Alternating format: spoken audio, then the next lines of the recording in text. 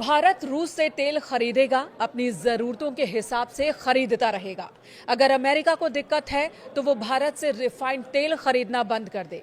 भारतीय विदेश मंत्री एस जयशंकर की इस प्रतिक्रिया ने अमेरिका में तहलका मचा दी है।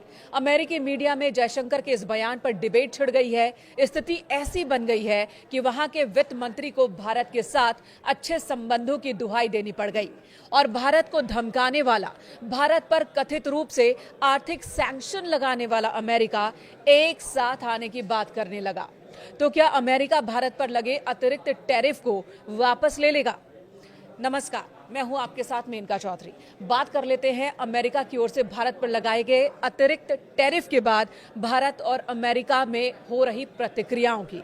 अमेरिका ने भारतीय उत्पादों पर 50% अतिरिक्त टैरिफ लगा दिया, लेकिन इससे भारत के मुकाबले अमेरिकी बाजार में ज्यादा खलबली है।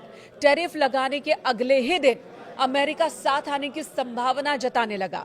भारत झुकने को तैयार नहीं और इस बीच अमेरिकी वित्त मंत्री स्कॉट बेसेंट भारत से मधुर संबंधों को याद कर रहे हैं। उन्होंने एक इंटरव्यू के दौरान कहा कि राष्ट्रपति ट्रंप और भारत के प्रधानमंत्री नरेंद्र मोदी के बीच अच्छे संबंध है। अमेरिका सबसे बड़ी अर्थव्यवस्था है तो भारत दुनिया का सबसे बड़ा लोकतंत्र है।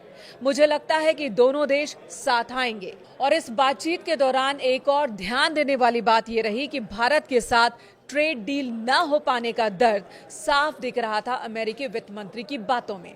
उन्होंने कहा कि हमें यानी अमेरिका को लगा था कि भारत के साथ सबसे पहले ट्रेड डील हो जाएगी, लेकिन ऐसा हुआ नहीं।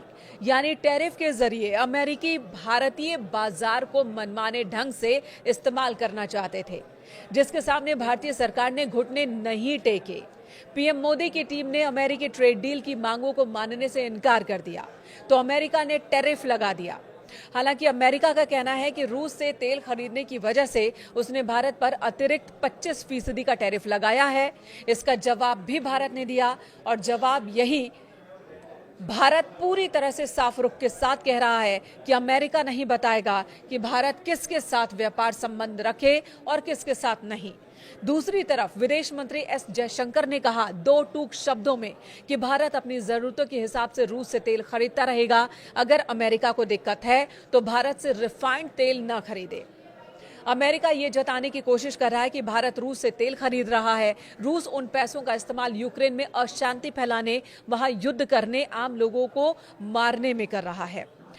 अब अमेरिका की ओर से इस गोल को अमेरिका के पोस्ट में ही डाल दिया गया और ये कहा गया कि अगर इतनी ही दिक्कत है तो आप हमसे रिफाइंड तेल ना खरीदें, क्योंकि रूस से तेल खरीदने के बाद भारत रिफाइंड करता है और फिर वही तेल अमेरिका खरीदता है, तो फिर अमेरिका भारत से तेल ना खरीदे। अमेरिका की बेचैनी की एक बड़ी वजह है वहां होने वाला नुकसान। वैश्विक बाजार के जानकारों के मुताबिक भारत पर टैरिफ लगाने की वजह से अमेरिकी अर्थव्यवस्था 40 से 50 अंक गिरेगी। यहां के लोगों को भारी महंगाई का सामना करना पड़ जाएगा।